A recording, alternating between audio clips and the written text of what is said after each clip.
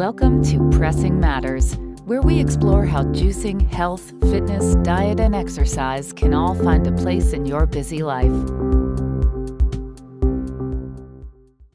Welcome back to Pressing Matters. Today, David Feinberg is back with us again, and we're going to talk about some more innovations that he's been up to, and we're going to be zeroing in on the feed housing unit. David, welcome. Hi, Steve. How are you?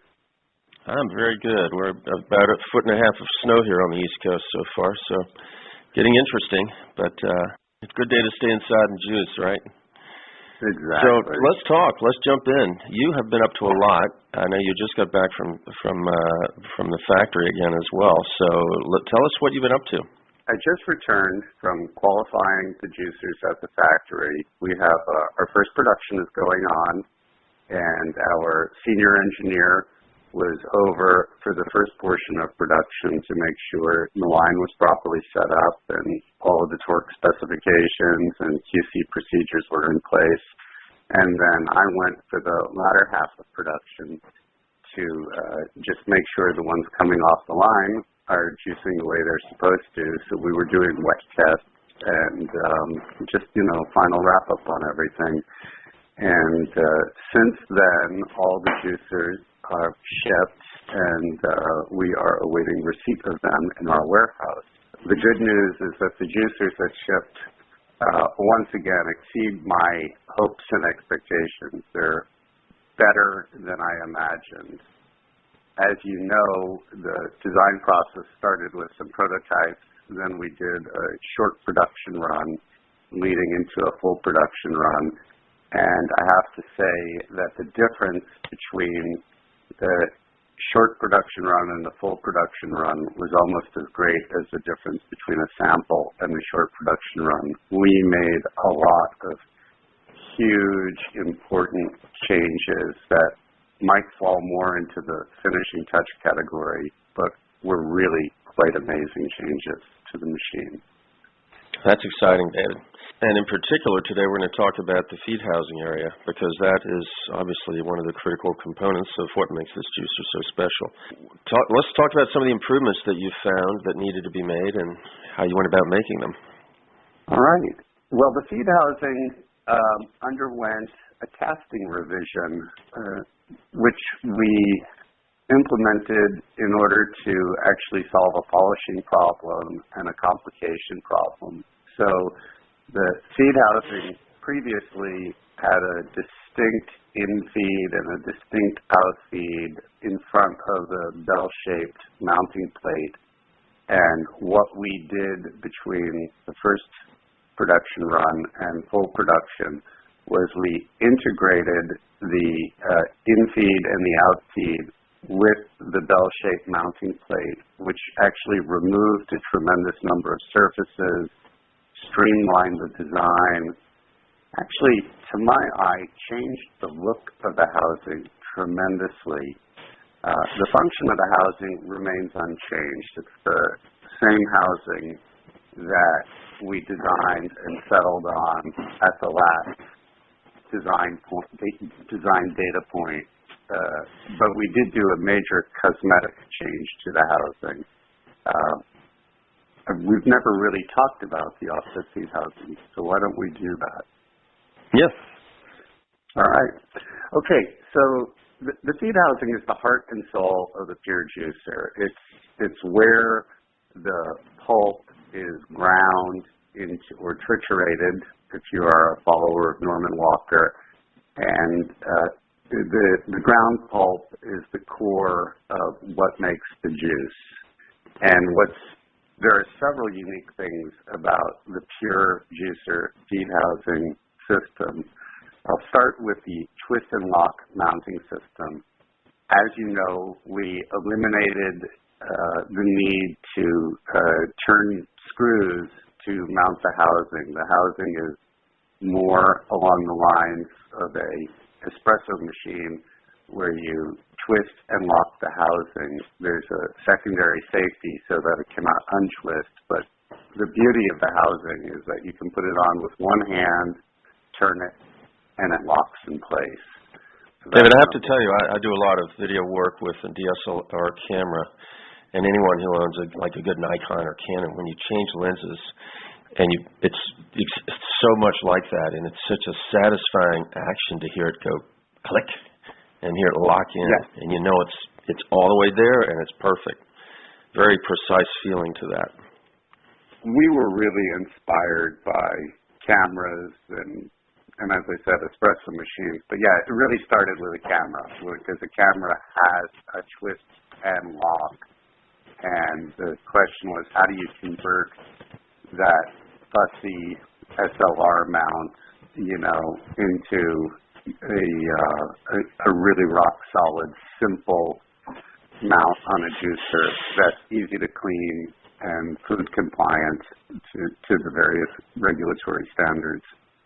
So the next piece of the system is the cutter. I believe we have talked about the cutter a fair bit. The cutters, we experimented with the geometry a great deal.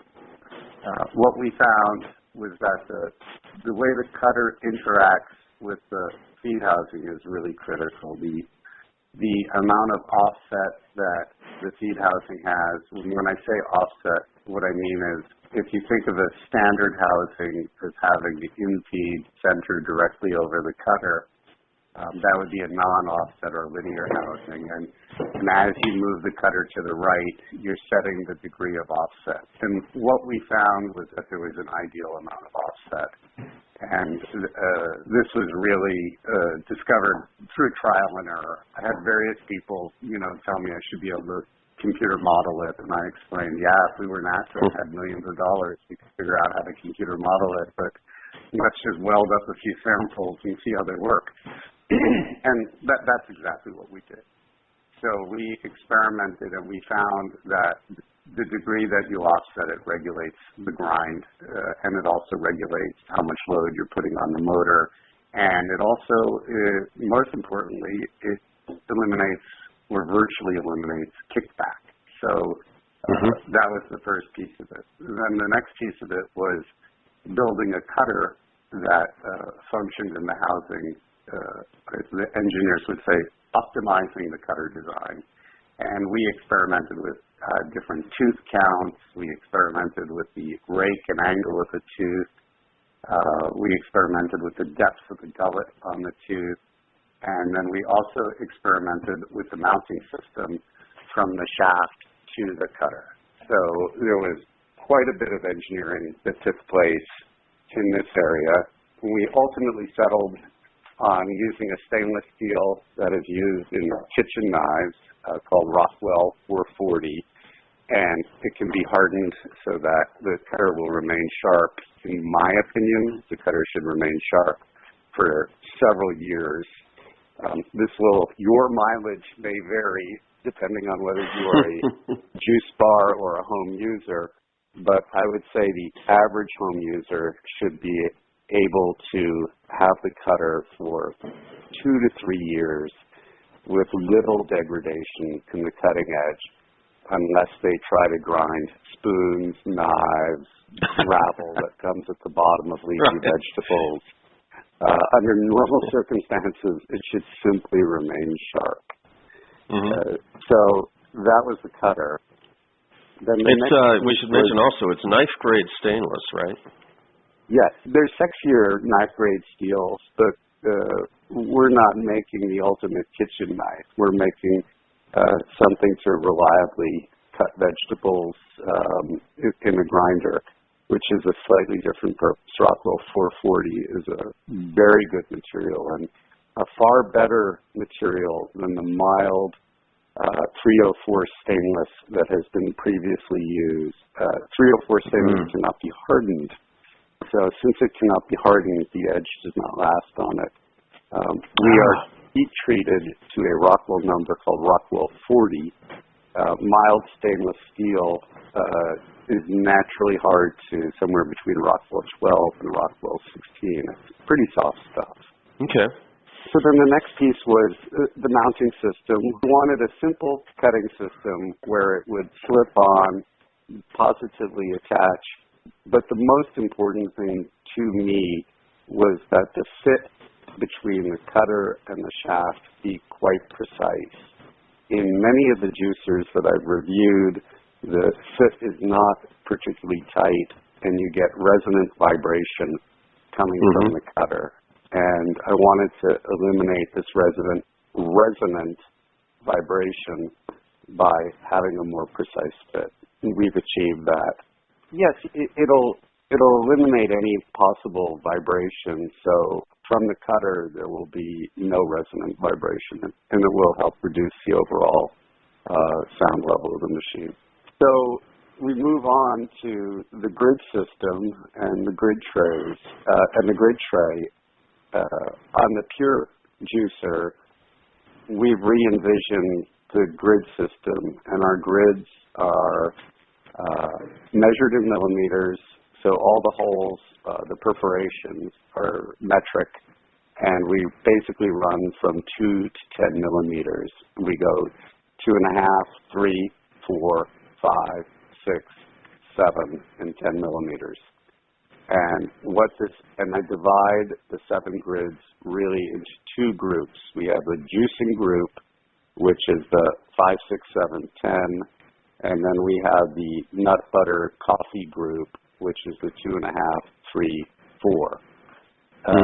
So by doing this, we've done a couple of things. The numbering system is simplified. The smaller the number, the smaller the hole.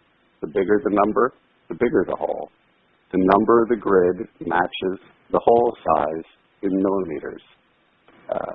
So we've made it much easier to identify which grid is which. We've also included in the manual an extensive chart of vegetables and the appropriate grid to do different grinding jobs. There's making pulp for juice, there's smoothies, there's ice cream, and so for every vegetable we provide the grid number so that you know which one to use to do what. That's really exciting, because when you're sitting there and trying to figure it out, okay, I'm about to do a ginger root, for instance, and you're guessing without your experience, and you guys, of course, have tons of experience at this, so this is going to be an extensive little part of your user manual, I imagine, right? Yes, we're laying it out more clearly than it has previously been laid out, and we're explaining the theory of it. So the theory of grids works like this. The smaller the grid, the finer the pulp. The finer the pulp, the higher the juice yield. But there's a cost. And the cost is the finer the pulp, the higher the juice yield, the more heat you're going to generate. So I also want to discuss that you might use different grids for the same vegetable depending on who you are. For instance, if you're making 1 glass of juice, you're less concerned with heat than if you are a juice factory and you're juicing for 6 or 8 hours at a time. If you're making 1 glass, you want to maximize your yield, and there's not enough time to build up a lot of heat. The heat is not critical because you're not grinding for long enough to generate a lot of heat. But if you're in a production scenario and you're juicing for hours, what you really want is you want the machine to run at a constant temperature. And in that situation, you're going to use a larger grid. So if you're a home user, you might grind your carrots with a 5 millimeter grid. But if you're a commercial user, you might end up selecting the 10 millimeter grid. Because in a commercial setting, you don't want to be cleaning your grid. You don't want the machine to begin to heat. So you're gonna make a choice based on how you use the machine. You mentioned temperature, David, and I just want to read something off the website to explain to the listeners the importance of that, because they may not all know that. It's on a blog post on purejuicers.com for those who want to get more details. The blog post is called Cold Press Juicing and Enzymes, Theory and Fact. And about halfway down, we discuss that the temperature debate in cold press juicing is heating up. Clever little headline, I think. And a lot of people talk about 118 degrees Fahrenheit as the limit at which deactivation of enzymes occurs. But we also found, with a lot of digging, we found a University of California Davis study, a paper on their website, which actually identified a range of degradation beginning at 104 degrees Fahrenheit. So that's quite a difference. It runs from 104 degrees Fahrenheit up to 122 degrees Fahrenheit. So that 118 might sound like plenty of room to maneuver, but when you realize that degradation is starting at 104 degrees Fahrenheit, it's really something to pay attention to, right? Yes, it is. And what we have found is that with the pure juicer, it's very easy to stay within a range between 65 and 85 degrees Fahrenheit. Mm-hmm. I was visiting the juice box production facility the other evening, and Alyssa was grinding away on ginger, apple, lettuce, everything. She had the number 10 grid in place. The machine had been on for 4 hours. I removed the feed housing and handled the cutter, and it was cool to the touch, so it was not generating heat, and the machine was just happily running. And I would say the pulp was coming out at somewhere around 70 degrees Fahrenheit. Alyssa had actually commented that sometimes the pulp was so cool she had to run warm water on her hands to warm her hands up, because that's great. There's so little change in temperature from the refrigerator to the mash that it was still cool. Now, one other thing on the grids themselves, I believe you mentioned to me that they're now thicker metal. Is that right? Yeah, we had started off with a particular thickness, I believe it was 0.7 millimeters, and actually we had always intended to use 1 millimeter material, and we brought the material back into conformance with our specification.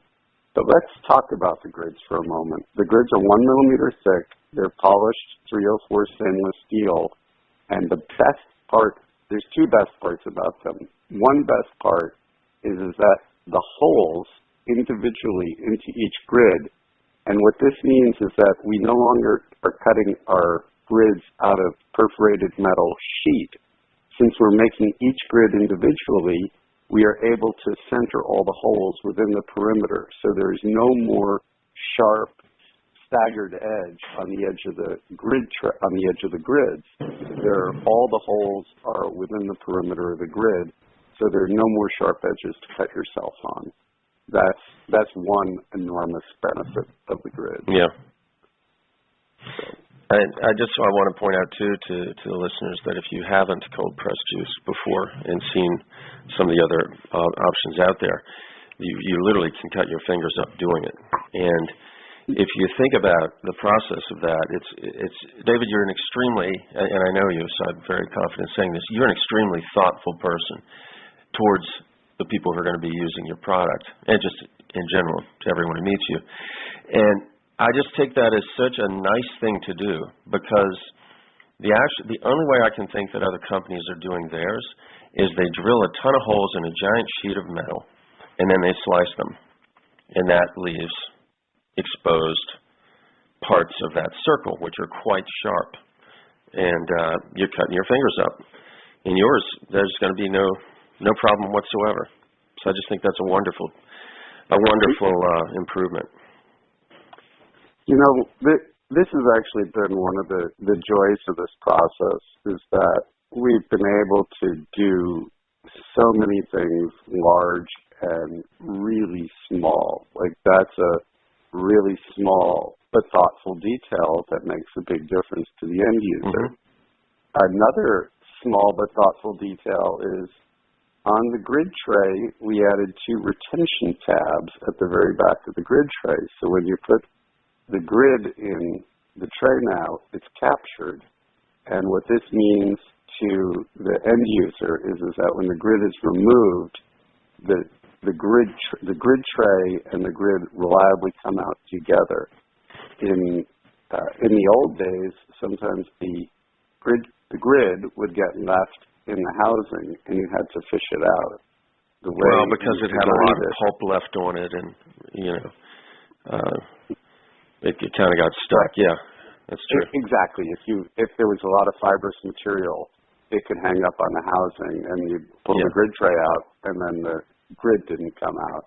And the way we've set it up, it all comes out as a single unit now, which is really nice. That's cool. That's great. The other thing we did was we subdivided the juicing grid sizes somewhat. By using 5, 6, 7, 10, we've added at least one juicing grid into the critical range. So consumers now have more choice. You can better tune your grid selection to the way you juice and to the vegetables that you have. In the previous system, the holes were, I want to say, 3 millimeters, 4.5 millimeters, 6 millimeters, and then 13 millimeters.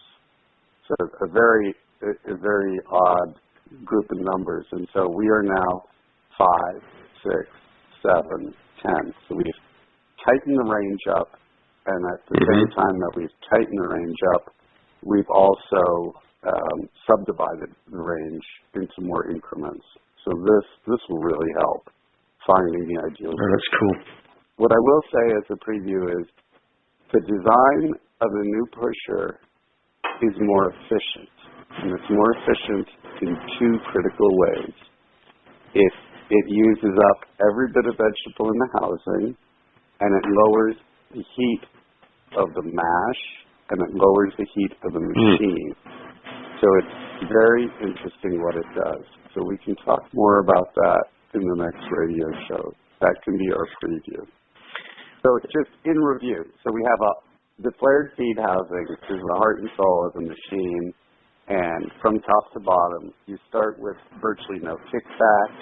You have a special pusher that is going to improve the efficiency of the entire operation.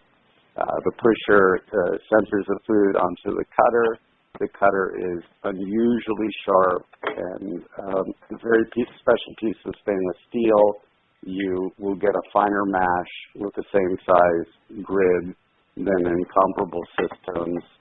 Your pulp temperatures will remain lower.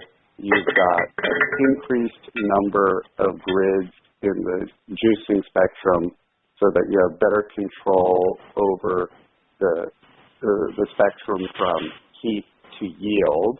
Then you have the grid retention system so that the grid is never left in the feed housing. Then you have the flared feed housing, so everything clears out of the tube. And then finally, you have a twist and lock mounting system like a camera or an espresso machine so that you can do a one-handed install of the housing and don't have to fuss with wing nuts. So we did a heck of a lot in the area of the feed housing. So I want to do something here because I happen to have a pure juicer next to me, and I want to make a wonderful sound that I love. Hang on one second. I'm just going to put the phone down. Listen to this.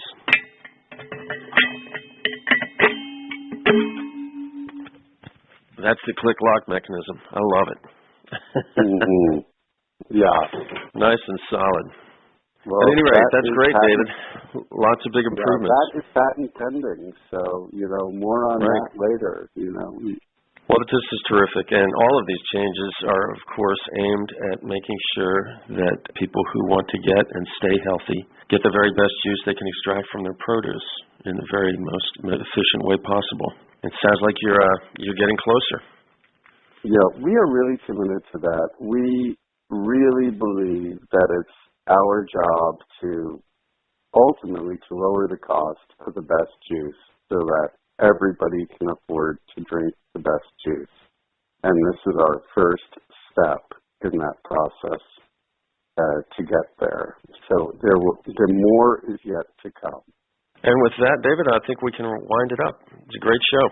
All right. Thanks, Steve. Get out your shovel. All right. There's a lot of snow out there. Oh, we are. I'll talk to you soon. And to our audience, tune in again next time. We'll be talking about more innovations in the Pure Juicer. Bye-bye.